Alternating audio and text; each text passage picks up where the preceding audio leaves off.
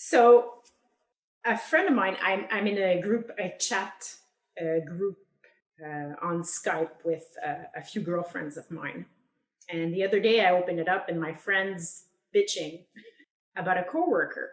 And she writes, guess what my coworker did? She works in a company where they deliver software. They sell and deliver software. So they have what are called go lives when they've worked in the background on the system and stuff like that, and they're putting the system live in production is what we call it.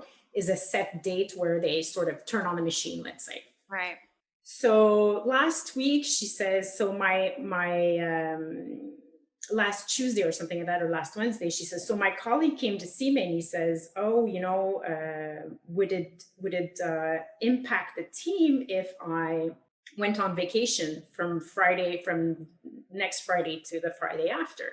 And she was like, well, yeah, because the Friday after is our go live with this client. So she's like a project coordinator and stuff. So she's not this guy's boss or whatever, but she to coordinate like what was going on, because she's got some actions to do to keep the client up to date and stuff like that. So she talked to his boss, and the boss said, he asked you that, but he already booked this plane ticket to leave.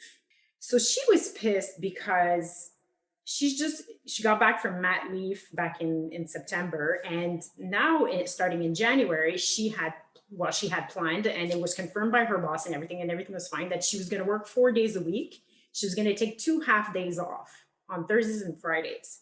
So the Tuesday or Wednesday of all of this happening, she's pissed because she's like, well, now I have to make up for his work on my Thursday afternoon where I'm supposed to have it off. So I'm reading all of this, and like I told you before, I'm sort of scared of criticism, and I don't want to be a bitch or trigger anybody, or put shit back in people's faces. And so I said, I'm hesitating here, but can I put oil on the fire? And she's like, okay, go. And so I sent her, because I had just written a post, because synchronicity works like that, right? And I had just written a post on resentment, and how when you resent someone else, it's because you've betrayed yourself. Yeah. And so she says, oh, I understand, but I don't really understand. And I said, if you want to take your afternoon off, take it. She's like, well, yeah. She's like, I understand, but now like I'm sort of doing like he is. I'm letting down the team or whatever. And I said, well, it's not the same story. You're creating sort of a false humility, probably out of your guilt of just coming back from mat leave and now only working 4 days a week or something like that. But you're creating false humility in the sense that you had planned for this and he just did it without telling anybody. And if he hadn't done what he did, your afternoon off wouldn't even be an issue right now. Mm-hmm. So I'm like, you're good. Why are you sacrificing, or why are you denying?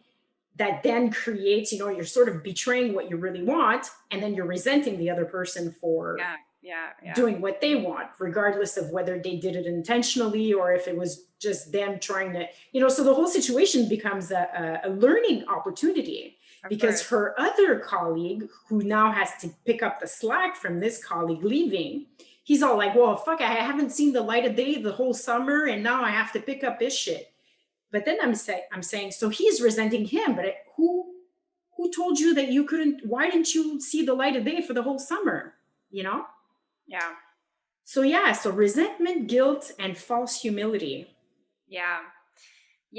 Well, I mean, I think what you said about, when you resent someone, it's because you've betrayed yourself, is like the most poignant thing. And on the other side of like something that came up for me when you said that too, was that when someone is able to manipulate you, it's only because you're manipulating yourself. So, I mean, these are these sort of relational truths that are hard for a lot of people to stomach or live by. Because again, it's like, it takes that willingness to look at the self and to always bring everything back to the self, and how, and to take responsibility, for, and to turn it all into a learning experience. Yeah. So, I do think that like, I mean, anytime we're blaming, it's because there's something that we don't want to look at, you know? And I think the ego works in mysterious ways, in that, like, I think the false humility thing just goes hand in hand with like the savior complex, the person who's always healing everybody, saving everybody, and yeah, the false humility, like it's a tricky disguise for the ego, because usually that the whole self-sacrifice thing is not really what we think of when we think of ego, but it's absolutely the same vibration as aggrandizement or whatever, or selfishness or whatever. Like, it's the same thing. So yeah.